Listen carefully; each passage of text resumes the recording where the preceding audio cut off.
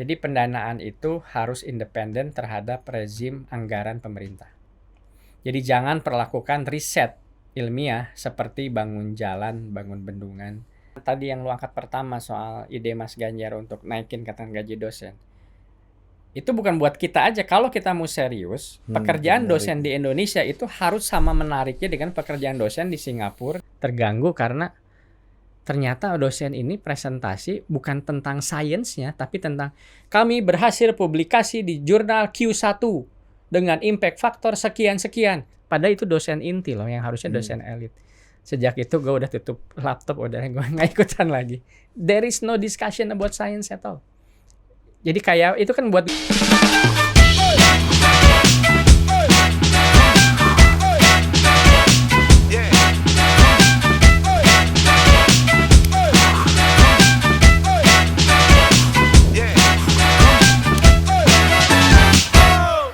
Oke, welcome to Total Politik dan jumpa lagi di podcast Filosofi Total Politik. filosofi. Gimana, Prof. Robi? Gimana situasi politik sekarang? Ya, begitu-gitu aja lah. Tiap hari ada isu MK mau putusan. Hari ini. Nih putusan nih. Oke, ya. Paten juga nih MK ini kan. Relevan banget MK sekarang. Iya, relevan. Jadi biasanya dulu orang menunggu ketokan MK tuh setelah pemilu. Kalau ada gugatan, sengketa. Ini kalau sekarang sebelum pemilu. Naik pangkat lah ya. Jadi memang lebih progresif gitu. Ada ini kita juga pernah jadi narasumber kita juga di sini. Udah jadi hakim MK sekarang. Itu siapa? Pak Arsul Sani. Nah inilah gua tuh agak, ini kan kita diskusi aja. Jadi MK ini tuh emang sistem, tahu ya, Amerika mungkin ya. Jadi selalu ada body yang bisa nge-bypass gitu kan. Iya, tapi bypass pun menurut gua secara tata negara dia tidak boleh mengintervensi terlalu jauh rumpun kekuasaan. Iya, makanya itu. Karena filosofinya kan the guardian of constitution, bukan mengintervensi rumpun kekuasaan lain. Nah, kalau ini sih menurut gua ini udah, ya nggak tahu ya gimana nih keputusannya. Apakah nanti putusan MK ini bisa dianggap sebagai sebuah upaya untuk mengintervensi rumpun kekuasaan lain gitu. Ya, dan menurut gua ini adalah dalam rumpun liberalisme gitu. Bahwa kekuasaan itu benar-benar dipecah. Ya, dikecil-kecilin banget sehingga kayak gini. Padahal kan ya DPR ya suara rakyat harusnya. Betul. Ya, suka atau enggaknya, tapi kan sekarang bisa diganti oleh 9 orang elit ini. Iya. Jadi kita ini kadang suka teriak anti liberal tapi sebetulnya suka sama sistem liberal. Ya, tapi 9 hakim MK ini kan juga perwakilan 3 rumpun kekuasaan. Maksudnya? Ya kan tiganya kan rekomendasi pemerintah 3, rekomendasi yudikatif 3, legislatif 3. Tapi kan ya tetap lah, jadi yang pasti dia hukum lah kan, sisi hukum. Judge gitu kan, hakim gitu. Jadi ini bukan hakim perkara nih, Prof, beda nih barang. Iya. Dia keputusannya mengikat publik. Jadi memang sebenarnya pertanyaannya, dengan lembaga penjaga konstitusi se-powerful ini, apakah dia tidak menghasilkan keputusan yang secara politik mengintervensi rumpun kekuasaan lain gitu. Ya, maksud gue, ya lu dari sisi intervensi rumpun kekuasaan, ya gue dari sisi lah kita mau demokrasi, suara rakyat, pemilihan langsung, tapi kok perlu ada guardian of constitution buat apa? Maksudnya kan kayak buat apa kita capek-capek demokrasi, direct demokrasi, terus tiba-tiba ada tetap yang gatekeepernya gitu kan, menurut gua agak. Kan itu kan kompromi kalau kata Prof. Robi dulu kan. Ya itulah makanya kan. Bagian dari kompromi. Tapi ini kita bicara soal Mas Ganjar. Kan Prof. Robi ini sekarang temanya harus Mas Ganjar, kalau nggak Mas Ganjar Pak Jokowi. Iya. Kita ambil spesialisasi itu aja. Iya. Nah, gue kemarin baru habis menulis di Detikcom soal Mas Ganjar bilang bahwa lulusan terbaik itu harusnya balik ke kampus. 10 lulusan terbaik harusnya jadi dosen, jangan di perusahaan-perusahaan yang gajinya besar segala macam. Masa jadi MC? Kata Mas Ganjar kan kemarin. Terus gue pikir gini, ini over simplifikasi sih menurut gue. Pikiran ini bahwa dengan gaji besar, lulusan terbaik, maka lulusan terbaik akan datang. Gue sih mempertanyakan ya, apakah orang ke Silicon Valley itu cuma soal gaji? Gue sih rasa sih juga enggak. Iya kan? Orang ke swasta itu apakah lulusan terbaik nih ya? Apakah soal gaji? Ya, dan apakah dengan menggaji lebih besar di kampus, mereka akan balik ke kampus? Itu juga jadi pertanyaan. Karena menurut gua di kampus itu lebih sophisticated, persoalannya lebih kompleks gitu. Ada epistemic injustice gitu kalau kita belajar sosiologi of knowledge gitu ya.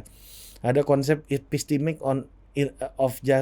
injustice, bahwa ternyata untuk bertahan di dunia akademik itu banyak faktor-faktor yang bukan nilai sebenarnya, bukan capaian akademik. Misalnya dalam banyak studi di Eropa diperlihatkan bahwa peer review untuk jurnal-jurnal yang ditulis oleh penulis perempuan itu lebih lama daripada penulis laki-laki. Ya, misalnya. Terus jalur yang harus dilewati oleh pengajar yang berkulit berwarna itu lebih kompleks ketimbang jalur yang harus dilewati oleh kulit putih untuk di beberapa negara. Nah, kalau di swasta iklimnya itu ekosistemnya lebih sehat, sehingga meritokrasi dapat terjadi. Orang-orang terbaik itu datang ke Silicon Valley gitu misalnya, karena mereka punya proyeksi bahwa kalau mereka di situ, mereka tidak perlu melewati internal politics yang tidak bisa dikelola, internal politics yang membuat pengetahuan mereka itu menjadi kualifikasi nomor sekian ketimbang identity atau karakteristik yang mereka miliki gitu. Jadi hipotesis gue gitu. Jadi dunia akademik kita itu birokrasi pengetahuannya sudah terlalu sakit. Makanya lulusan terbaik juga nggak punya proyeksi mengenai kehidupan pengetahuannya apabila tetap menetap di kampus. Jadi masalahnya bukan hanya soal gaji gitu. Itu kritik gue buat pandangan Mas Ganjar yang mengatakan bahwa dengan gaji besar otomatis orang-orang yang top akan masuk kampus. Ini sama aja kayak pemain bola di Eropa gitu misalnya. Gajinya mungkin lebih kecil daripada di Liga Arab Saudi gitu misalnya kan, tapi mereka tetap pilih untuk stay di Eropa karena ekosistemnya lebih baik gitu. Ya, setuju sama pandangan lo bahwa tentunya tidak sesederhana itu isunya, pastinya. Soal gaji mungkin bukan soal besar kecilnya ya, cuman ada semacam threshold, batas tertentu di mana kalau di bawah itu ya orang nggak tercukupi kebutuhannya, terus gimana mau itu kan. Jadi mungkin pesan utamanya kalau itu adalah ini isu loh, soal tenaga pendidik di universitas, itu isu. Dan itu harus dibikin sebuah sistem, ekosistem, insentif termasuk salah satunya dengan gaji supaya ya ini bisa berkembang kan. Kalau nggak, nah tapi poinnya kalau thresholdnya aja belum tercapai, kalau gaji dosen, asisten dosen masih di bawah UMR, ya terjadi loh di kampus di Jakarta itu di bawah UMR. Karena gue ngalamin juga kan waktu itu. Ya gimana gitu, nggak realistis. Jadi kita belum bisa ngomong apa-apa. Jadi itu menurut gue itu hanya kayak apa ya, necessity-nya aja, necessary, belum sufficient. Jadi itu basic yang harus terpenuhi lah. Ya paling sedikit terpenuhi ya untuk orang hidup biasa. Jadi itu dulu bahwa orang bisa profesional. Nah setelah itu kalau orang udah bisa oke nih, gue hidup, dan bukan hanya dosen ya. Kalau nggak salah Mas Ganjar ngomong guru juga. Soal angka itu kita nggak bahas lah, itu perdebatan teknis. Tapi poinnya harus ada baseline di mana orang nih orang bisa kerja. Nah setelah itu baru kita pikirkan sebuah sistem yang lebih meritokrasi. Jadi itu karena itu tadi sekarang ini thresholdnya aja belum tercapai gitu kan. Tapi narasi Mas Ganjar mengatakan bahwa harus mendekati atau setara dengan swasta itu gimana menurut? Ya itu gini, secara umum gaji akademisi selalu lebih rendah daripada swasta Iya. di mana-mana Di pun, dunia di juga dunia gitu. pun seperti itu, dan itu wajar karena akademisi itu, ini bukan kritik ya, gua orang itu cost, bukan menghasilkan revenue, profit. Cost, riset itu cost lah kalau mau jujur kan. Sedangkan private itu kan emang nyari profit, jadi ya wajar lah. Orientasinya beda. Orientasinya beda, jadi wajar. Jadi itu pertama. Nah, tapi mungkin ini kita dalam konteks pilpres, tapi mungkin perlu dibangun semacam persepsi optik bahwa ya berkarir akademisi ini ya oke, menjanjikan, baik, dan itu poinnya di sana lah gitu kan. Nah tapi ini emang susah karena di sisi lain gue pengen, ini kan total politik ya, kita diskusinya agak subtle dikit lah ya. Jadi lulusan terbaik kerja di kampus, emang kampus itu sesuatu wilayah yang terbaik di antara domain yang lain? Enggak kan? Apakah berarti orang paling enggak kan? Orang yang kerja di kampus seperti lu bilang tadi paling cocok budayanya, identitasnya, stylenya, seleranya dengan kehidupan kampus, dengan riset, dengan kan. Jadi bukan berarti yang terbaik kan? Karena kita nggak tahu yang terbaik berdasarkan apa, nggak tahu kita. Memecahkan masalah iklim atau apa kan, nggak tahu. What do you mean by the best gitu? Nggak, karena kan bukan soal nilai aja. Nah jadi sebetulnya asumsinya sederhana, orang yang sukses di kuliah secara akademisi kemungkinan cocok dengan budaya akademik secara akademisi, yaitu ya bisa berkarir di kampus itu aja. Jadi dia terbuka opsi itu, jangan sampai terhambat karena alasan tidak ada threshold bawah tadi, batas penghidupan bawah yang tidak mencukupi. Jadi itu aja. Jadi menurut gue sih di sana. Jadi bukan sebuah domain yang terus berkompetisi, karena emang beda tugasnya, akademisi sama private sector jelas beda tugasnya.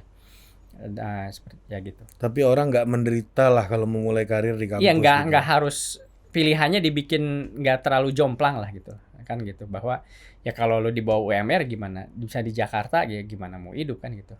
Kan ada standar. Nah ini lu kan lama dalam kultur pendidikan tinggi Amerika Serikat, yang mana itu kiblat dunia lah hari ini, untuk kampus-kampus terbaik dunia pasti di Amerika lah. Bahkan China aja salah satu visi besar negaranya melahirkan kampus-kampus seperti Amerika. Mereka nyebutnya the China Ivy League itu kan. Nah, pertanyaan gue sebenarnya simpel aja. Gimana sih sebenarnya kultur tradisi dan kebiasaan dosen di Amerika gitu? Iya. Dan Amerika kampusnya bisa gitu karena dulu abad 19-nya dia niru Jerman. Jadi sebetulnya kan saling meniru aja. Anyway, gue udah lama sih memikirkan membahas ini. Dua repelita kan lu di Amerika kan, Prof? Dua repelita. Dan gue kan tergabung sama ilmuwan muda itu ya, Akademi Ilmu Pengetahuan Indonesia. Jadi kita lama mikirin hal ini. Jawabannya yang ya ini kalau kita simplifikasi aja, tentunya rumit. Independensi nomor satu. Independensi. Independensi. Nah sekarang kita independensi apa nih? Kebebasan akademik mungkin terlalu abstrak lah. Misalnya gimana ya? Tapi ini oke nih yang lebih lebih birokratis lah, yang lebih bisa kita intervensi langsung. Kalau lu harus bebas berpikir kan agak susah. Terus gimana gue bikin lu bebas berpikir? Ini oke. Pertama pendanaan. Jadi pendanaan itu harus independen terhadap rezim anggaran pemerintah. Jadi jangan perlakukan riset ilmiah seperti bangun jalan, bangun bendungan. Karena gua nggak tahu sekarang, tapi pada zaman gua waktu itu ada isu dan bahwa ya proyek riset itu seperti proyek pemerintah, dalam arti kalau gagal hati-hati loh. Bisa dianggap pelanggaran, bisa diperiksa BPK. Iya. Jadi kalau bekas kaleng kosong itu harus dikumpulin juga ini. Tapi kan namanya riset. Emang bisa dijamin berhasil kan? Ini contoh, itu satu. Kedua, anggaran pemerintah kan tahunan. Riset serius itu nggak ada yang tahunan. Multi years. Nah kita harus punya sistem yang bebas dari rezim anggaran pemerintah ini. Karena kalau nggak ya dia jadi project pemerintah aja. Ngumpulin kwitansi. Ngumpulin kwitansi itu selesai ya gue ngalamin sendiri. baru dapat pengumuman menang hibah, berapa bulan kemudian harus udah ngasih laporan karena aturannya kayak gitu kan, ya susah lah gitu.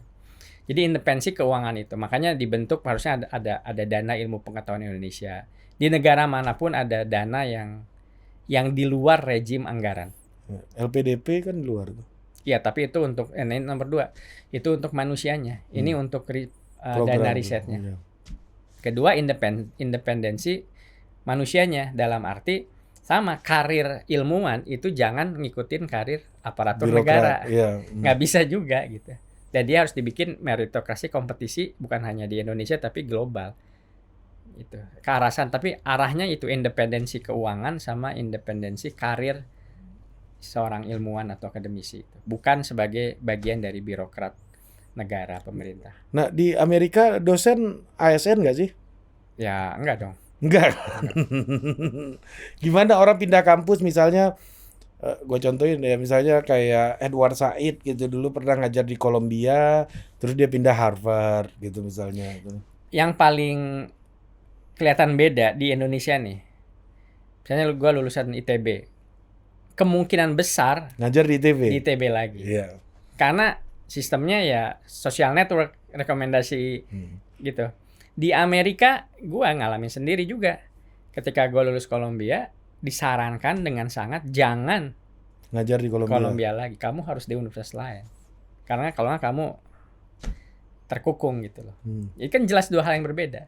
Satu, nyari aman untuk mengamankan hierarki senioritas. Yang satu untuk kebebasan. Itu tadi. Kebebasan Berpikir dan independensi tadi ya.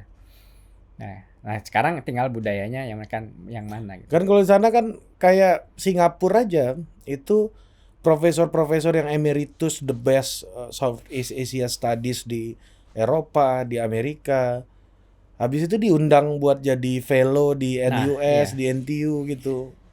Nah, makanya itu, ini nyambung nih sama tadi yang lu angkat pertama soal ide Mas Ganjar untuk naikin katakan gaji dosen. Itu bukan buat kita aja. Kalau kita mau serius, pekerjaan dosen di Indonesia itu harus sama menariknya dengan pekerjaan dosen di Singapura, di Malaysia, di Australia, bahkan di negara-negara. Karena nggak ada bedanya, nggak ada kan ya ilmu kan teori gravitasi di Indonesia sama di Singapura, di Malaysia ya sama. Kenapa harus jadi beda gitu? Kan gitu. Jadi itu cuman langkah awal menuju yaitu tadi supaya kita bisa kompetitif menarik orang-orang dari seluruh dunia loh bisa masuk ke sini. Ya tentunya gimana punya ujung-ujungnya kan gaji kan ya. Ilmuwan pun manusia punya suami, punya istri, punya anak, punya tanggungan yang harus dibayar gitu. Iya dan itu ya betul.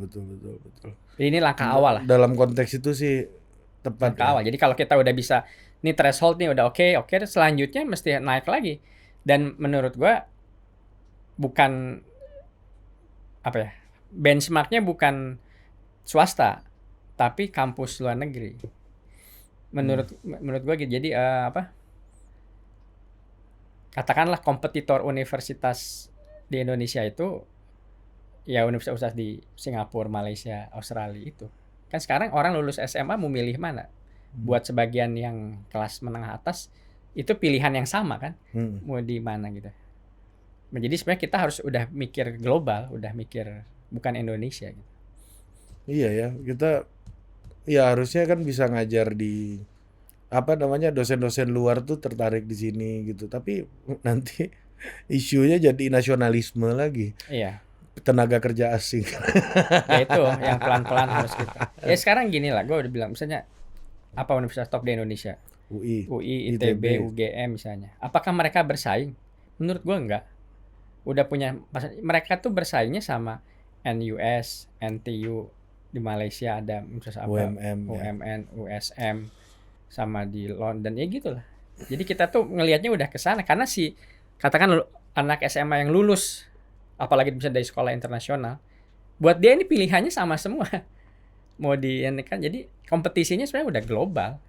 Suka nggak suka udah terjadi. Apalagi dengan ada LPDP, orang bisa dapat beasiswa.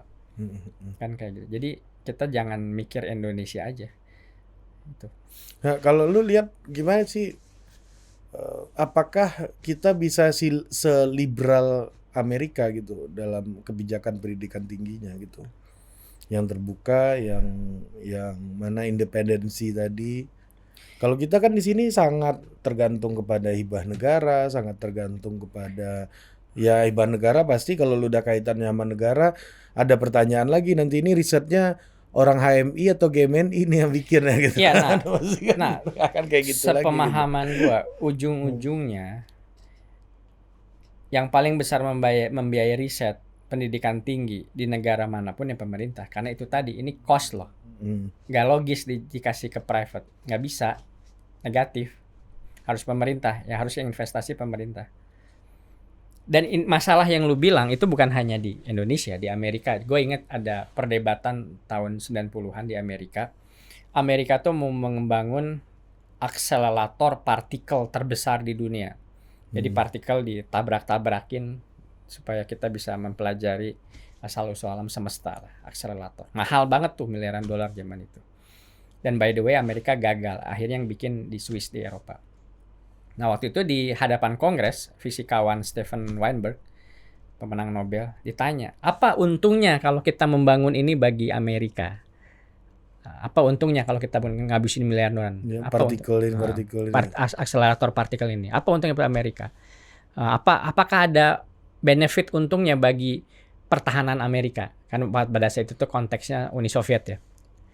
Jawaban Stephen Weinberg, memang betul kalau kita membangun ini dia tidak memberikan keuntungan bagi pertahanan Amerika, tapi kalau ini dibangun di Amerika, akselerator partikel ini dibangun di Amerika akan membuat Amerika jadi pantas untuk dipertahankan.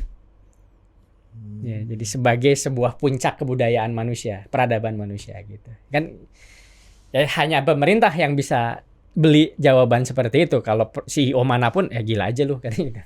Tapi kalau pemerintah ini jadi yang worth to defense for. Kalau kita maju sainsnya maka kita worth to defend, kalau enggak kan buat apa gitu. Kita bukan negara besar. Jawabannya kira-kira kan gitu. Iya. Terus patriotik jadi jawabannya. Memang isunya patriotik ya. Kesana ujung-ujungnya. Apalagi zaman sekarang. Jadi makanya menurut gue sih jangan terjebak sama diskusi liberal, karena soal yang penting kan ada aspek yang nggak kita bahas, akses ke pendidikan tinggi yang lebih merata, lebih banyak, lebih besar, termasuk vokasi kan nggak harus semua orang masuk universitas. Yang vokasi mungkin itu lebih efisien, lebih efektif juga gitu kan. Jadi ya memang lu bener, ya ekosistem yang dibenahi gitu. Itu cuma satu part aja, satu gunung esnya aja lah gitu. Ya tapi gue sih bukan nggak setuju dosen ASN semua ya, tapi misalnya kayak daerah-daerah terdepan, terluar, terjauh tuh masih harus ASN tuh. Iya. Kalau nggak ada tariknya kan agak kurang gitu. Iya, makanya dibedain antara ada pendidikan tinggi yang fokus ke pendidikan pengajaran dengan pendidikan tinggi yang fokus ke riset. Makanya ada BRIN itu. Oke. Kayak gitu. Jadi harapannya sebetulnya ini gaya Eropa Timur sih. Ini gaya Eropa Timur. Kayak gimana, Bro? Jadi riset itu dilokalisasi, decentralized. Iya. Kalau di Amerika, di negara barat ya, itu yang centralized itu cuman lembaga pendanaannya. Risetnya dilakukan di berbagai universitas dan lembaga riset. Disebar di mana-mana. MIT dapat, Stanford dapat, universitas yang kecil juga dapat, semua dapat. Tapi jadi cuman pendanaan, dan itu pun bukan pemerintah, itu biasanya ya non pemerintah lah. Punya negara tapi non pemerintah. Negara tapi non pemerintah. Nah, kita ini kan BRIN. Berarti dipusatkan di situ. Nah, itu dulu Uni Soviet seperti itu, di Cina juga seperti itu. Dengan asumsi itu lebih efisien lah dalam hal alokasi dana karena terpusat seperti itu. Ya kita udah milih itu ya, jadi ya udah kita laksanakan yang seperti itu. Dan ya ini jelas bukan pendekatan liberal ala barat jelas ini. Iya. Dan kalau lu ngelihat Prof, ini bicara soal ekosistem pendidikan tinggi lagi nih, yang mana ini kita, maksud gua lepas dari setuju atau tidak setuju dengan pandangan Mas Ganjar gitu ya. Tapi ini udah merangsang sebuah perdebatan yang menurut gua sangat konstruktif gitu. Kita bicara soal ide-ide mau dibawa kemana pendidikan tinggi kita kan sebenarnya gitu. Nah, kalau kita lihat dalam beberapa waktu belakangan gitu ya, salah satu hal yang paling sulit berkembang karir akademisi di Indonesia gitu ya, yang selalu menjadi kritik itu adalah publikasi internasional gitu ya, yang produktivitasnya mungkin ya kita belum berada di Asia, masuk top 10 juga belum kayaknya di Asia gitu produktivitasnya gitu. Nah, ini yang menjadi sebuah pertanyaan gitu soal produktivitas dunia akademik gitu. Ini juga hambatan terbesarnya apa sih menurut lo, Prof? Jika dibandingkan dengan tradisi lagi-lagi di kampus yang sudah menjadi top level dunia, apa yang membedakan dalam aspek produktivitas akademisinya ini gitu? Ya itu sama yang lu bilang, birokrasi nggak sehat. Gua cerita aja yang gua alamin sendiri.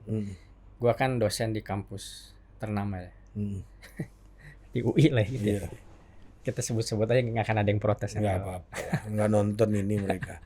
Ya nonton ini anak Unsud gitu, anak Unpar dan nonton. Jadi waktu itu di kampus kita itu, waktu itu rektornya siapa lu? Pak Gumilar. Ya. Itu ada program bagus sih, khusus ada apa istilahnya. Jadi ada beberapa dosen yang dipilih, dikasih tugas khusus untuk meneliti. Dosen inti penelitian. Nah, tahu gua namanya. Jadi dia dikasih tugas khusus nih. Pokoknya lu harus meneliti, dikasih KPI jelas, ada insentifnya juga. Nah, gue masuk situ tuh. Oh, lu masuk, Prof? Sama Prof Hamdi juga dong? Ya, kayaknya ya. Nah, pokoknya gue masuk lah. Iwan Gardono masuk juga tuh. Ya. Bagus sih, oke lah. Itu gue happy lah sama program itu. Cuman ini gambar. Dan saat itu kan gue baru balik dari Amerika. Dan gue semangat gue meneliti apa. Apa yang lu teliti waktu itu, Prof? Mau tahu lo? Iya.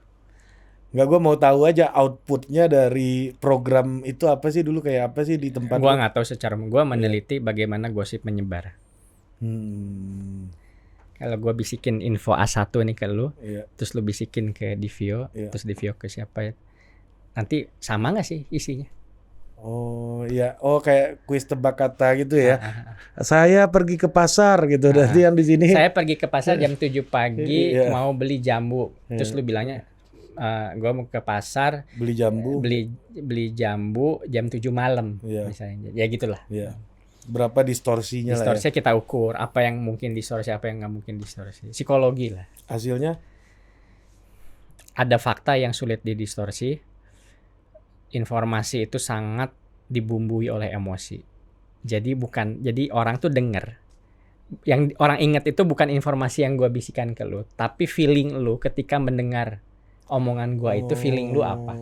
Misalnya lu ngambek gitu, marah, nah si marah itu akan membumbui informasi selanjutnya itu. Atau lu seneng atau lu negatif. Padahal waktu itu polarisasi belum kayak sekarang. Belum. 2011 10? Belum. Jadi memori itu kan, jadi ini riset memori itu kan, ini judul bukunya apa? What does it mean by remembering? Mengingat memori itu apa?